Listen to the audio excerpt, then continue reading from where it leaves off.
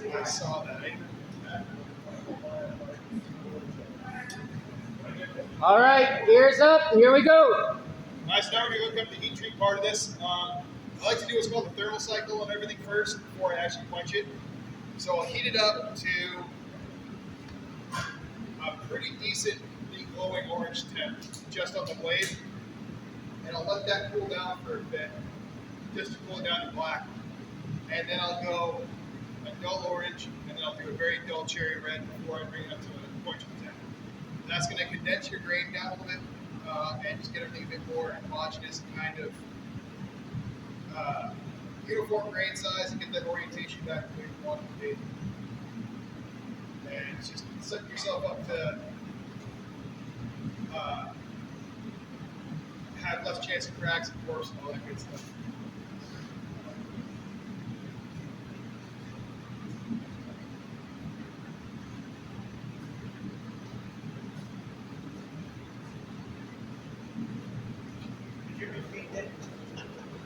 We're going to thermal cycle it, which is I'll heat it up to a pretty bright orange all the way through the blade. Try to get it as uniform as I can. And then I'll let that cool down to black. And then I will take it down to a very dull orange. And then I'll take it down to a dull cherry. And I'll let that cool down to black as well.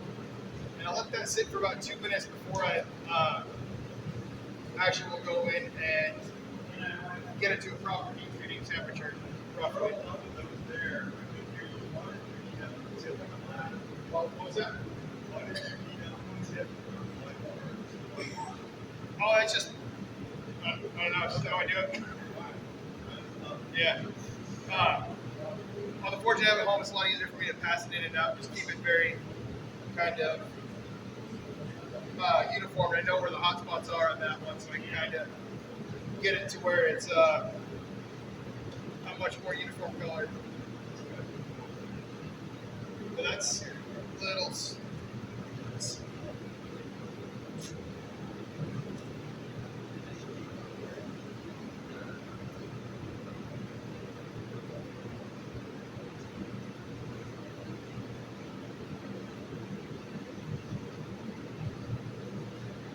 That's about where I'll get it for the first run.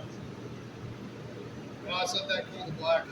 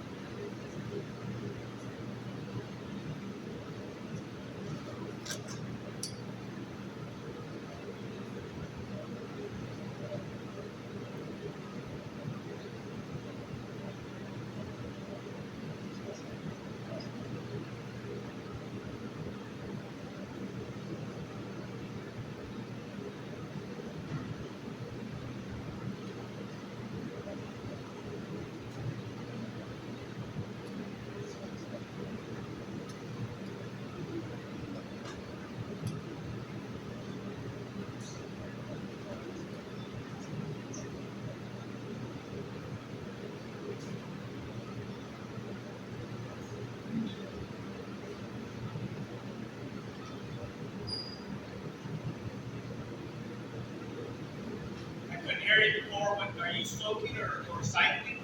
I'm cycling right now. So his first goal was to go to a bright orange. His second goal is to go to a dull orange. His last goal will be to go to a cherry red. So he's on cycle 2. He did the bright orange, so now he's aiming for... So that's ready to go where I'll go for that second cycle. And in between each cycle, he's letting it cool back down to a black.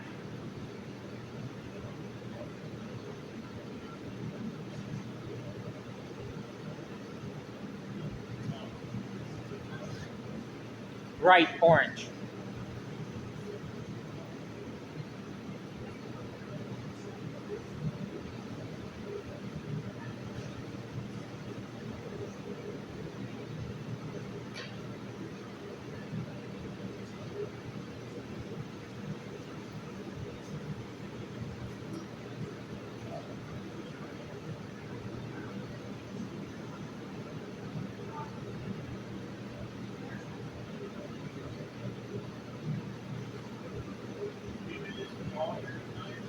What was that? this with all your regards?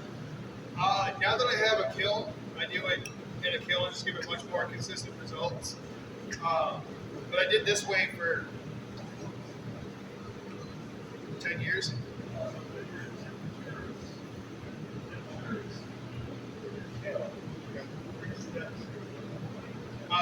So my thermal cycling, I will do all my forge in the forge, and then the final heat treat I will do in the actual kiln.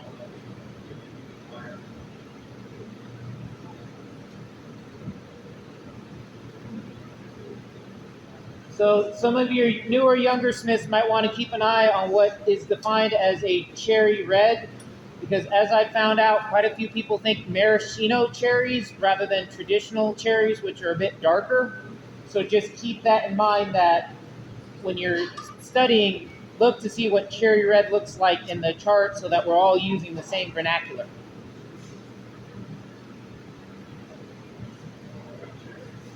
So you're cycling it 3 times? Yeah. And I used to blanch in between each one, but I thought that was introducing some more stress back into it.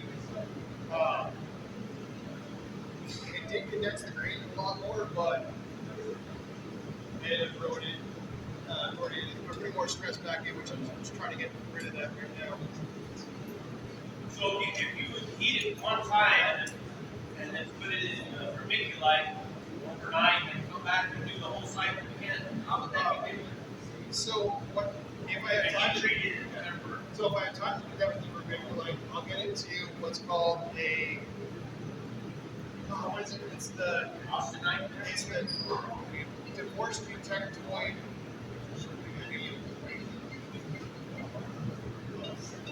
Not great at explaining everything for us in all technical terms, but it makes it so it's a lot easier to like machine and kind of homework in a day. And then I'll go back to do the cycle that way. But it's gonna have time to do that. I'm just gonna do it. Cut. Quick way. And a lot of times, seen before, I do that. Putting it in the review overnight, I'll actually get it to a non-magnetic temp, and then I'll quench it, and then get it back up to an Indian temp. And let it sit. That just seems a bit more oscillating in there for the final quenching. And it gets really, really nice like gray stuff. Mess around with it, like check out different methods. That seems to be the method where you take it, do a quick heat treat on it, you quench it fully, and then bring it up to an anneal temp, let it anneal overnight, and then go through your heat treatment process again for the final step. It produces very, very, very, very fine grain, especially for like a very, very simple carbon steels like the W2, 1095, 1080 series. The 5160 doesn't affect it as But much. you're just doing the forge and fire fast. Yeah, essentially. I still haven't actually watched a single episode of that show. Really? Yeah. I got started about 4 or 5 years before that kind of came on. And by the time I see like a couple like clips of it, and it's stressing me out too much. I'm like, I don't want to watch this. It was like the same thing when I was a chef and a cook. I didn't like watching like Top Chef or anything like that. 'Cause it's like I'm trying to have my like time away from work. I don't want to be stressed out about something adjacent to it. So now I'm going to bring it up to a nice bright orange. You can go non-magnetic, but for high carbon steels, I'd rather go a little bit cooler on the final temp for quench, because if you get too hot, it'll just make that grain size pop back up again, and it kind of undoes all that thermal cycle what we just did.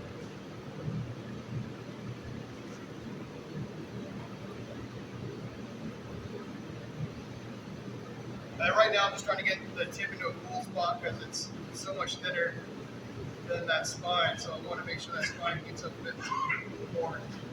I'm trying to get that pretty uniform.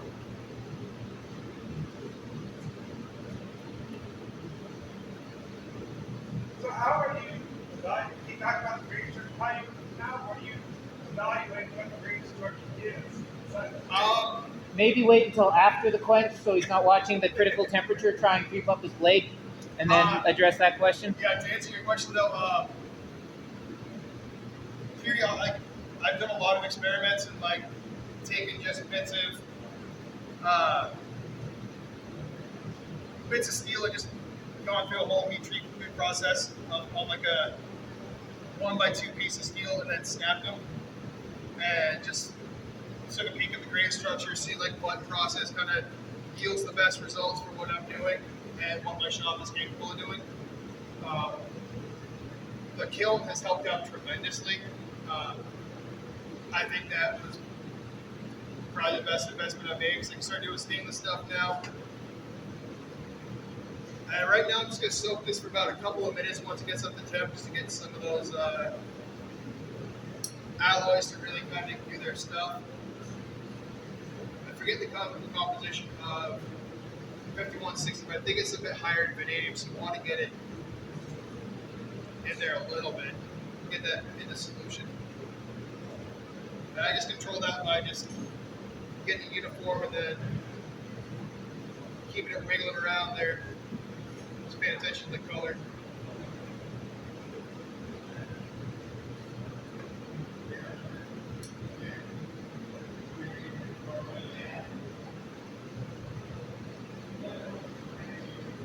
And that's where I'm going to heat treat back once you. And I do a differential quench, so that way the edge stays nice and cold, or it gets cooled down faster, and then the spine stays hot for a little bit longer.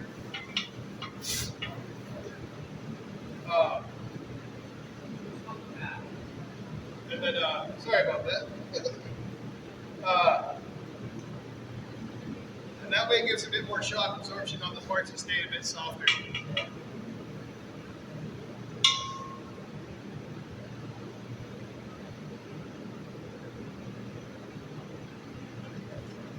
I'll just let that cool for a few seconds, or a couple minutes or so.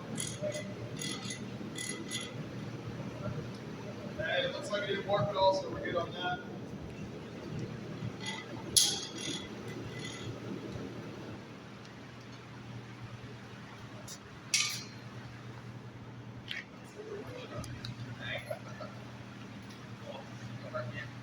Alright, so I'll let that cool down for a little bit and I'll cool it off and see water.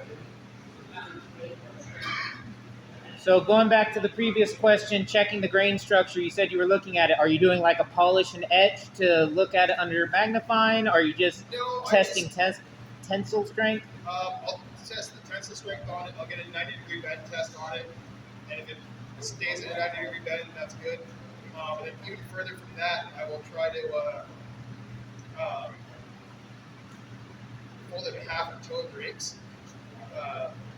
And I'll just check the grain structure on that with just a little tiny magnifying glass. And if it's big, you can just see the way the light refracts off of it. And if it's nice and tight, concise grains, it's just, it almost looks like glass. Now you're saying that your use of the kiln has really impacted your work because you can control the heat. It's the consistency of it, which has been very, very nice to have that. Which is, because we talked about how to start and how simple you can. You mentioned you probably have at least 2 forges, maybe 3, just in how things have passed. I've got 3 now. One's kind of out of commission, and it's just kind of sitting in the junk pile. And then you talked about having multiple grinders. Yeah. So I have 2 different 2x72s. I actually won one off an Instagram giveaway this past year, and that thing has changed the production so much better. It's a very efficient machine. The one I started off with, I got from another knife maker up in Santa Fe. It's an old Late Master 2x72. It's just motor, step pulley, drive wheel, another wheel up on top, kind of flat. And it did the job forever. I still use that for like my finishing belts because the newer one that I have goes too fast and I'll just rip apart the scotch belts. So it's not one of those variable speeds where you can dial I it. can turn it into a variable speed, but If it's working, don't mess with it. Yeah. It, it's just like keep it simple, stupid. It's like my motto. I tend to overthink problems in the shop, or like if I'm making some tooling, it's like I tend to overthink that. Like I was trying to make some tooling to set brass parts on handle tanks, so I can get those like snug fit up, file snug fit, make sure they look really nice and tight. And I was like, oh, I got a weld box, like do this, do that, and I was like, figured I could just like take a piece of pipe, smash one end into a hole, and just use that. It's like I tend to overcomplicate things until I step back and think about an easier way to do it. So nowadays, I just keep it as simple as I can. So, not brand new Smith trying to just set up their tooling. More of what tooling is ideal for a bladesmith shop kind of I thing? would go on Amazon and pick up a Mr. Volcano forge. They're like $150 or so, and they have 2 burners, and they're made in America. They come with all the lining you need for it. You have to put it together, and you can forge one. And it's a great little forge. I ordered one just because the burners were cheap, and it was last year in November, right during the holiday rush, and I just needed burners to get there fast. And I was just going to use the burners, and I ended up using the whole shell throughout the winter. And it was a great little forge for $150. What is it called? Mr. Volcano or something like that. And then honestly, you just go to the scrapyard and you find a chunk of metal that's relatively flat. Or even like the Harbor Freight, like 60-pound ones. I think they're under $200. They're decent little handles. I've used them a couple of times, and they're usable. They're not super hard faced, so you're gonna have to like refinish them every once in a while, but they're good. And then just a couple different tongs, a couple different hammers, some set of files, or even like a 1x30 grinder from Harbor Freight's not bad. That's what I started on. They worked fine for a couple of years. It's like not until you like this year especially. Last year was my first year full time doing it, and I had a lot of custom orders. And I charged a lot more for my custom orders, a lot of Damascus stuff. This year, people aren't spending as much on custom work, so it's all production stuff for me this year.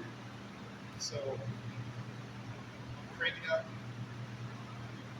8 to 10 knives a week right now. And unless you're doing that, you can get away with a lot of simple stuff. Book I highly recommend if you're doing some bladesmithing is this. It's called Knife Steel Nerds by Larry Thomas. He's a metallurgist, and he explains it in very simple terms. He goes through the whole chemistry of everything, and then also the geometry and what makes a good knife function. Because there's only so many ways you can make a knife that's functional. Like, it has to be ergonomic. It has to do the job it's intended. You can't. There's just certain parameters you have to work within. And finding your own style is always hard too, for me, because there's so many people out there making them. There's only so many ways that they can be made. So, kind of find something that you specialize at if you want to make it full time. I tend to focus on kitchen knives and hunting knives.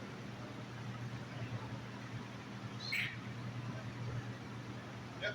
Thank you for the answer. I think your steel might be cool. Man. You know, when you speak about ergonomics, there's a lot of art knives that sell for a lot of money, but they're not very ergonomic at all. Yeah. I'm sure you see. There's a maker down outside of, I think he's outside of Tucson. His name's Kaigu. Yeah. He makes some really cool stuff that's like hard knives, and they also are functional too. Like you look at them, they look like they do very well. There's also a fellow by the name of David Lish up in Seattle, and he makes some fantastic looking stuff that are just absolute works of art. I do actually just forging with a rock hammer on the rock end. I've seen that. If he opens up classes next year, I think I want to go down next time week and check that out. So I'll go this off and get that ground real quick, or tempered real quick. That's right. He's gonna need the forge to temper. And I was foolish enough to turn it off like that here.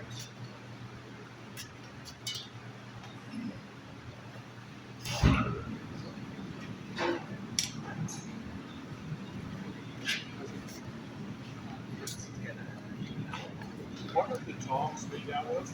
What are steel? High carbon. They can be made out of either. I believe traditionally you make them out of low carbon, just because it's more cost effective. And then if you get your tongs enough to where you start heating them up with usually more of the cold forges and things like that, it's a possibility. But I have some that are titanium that somebody made on a whim. So really, the tongs are what you need them to be. And in some South Asian areas, there's actually been people that have worked steel using like bamboo and other wood, and they just accept that it's consumable as they go through the process. But he's made quite a few tongs and demonstrations. What are tongs usually made out of? I like mild steel because then if I quench it, it doesn't shatter. And I've made some out of. I just made a pair out of tiller tines off of the tractor, which is spring steel like this. Yeah. But I'm not quenching.